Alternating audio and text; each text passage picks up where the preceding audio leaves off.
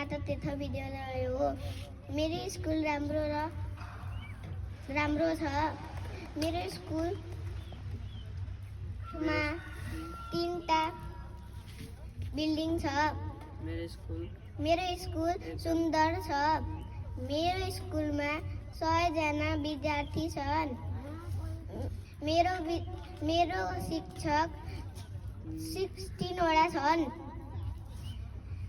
मेरो स्कुलमा एउटा भ्यान छ। मेरो स्कुलमा एउटा खाजा खाने घर छ। मेरो स्कुलमा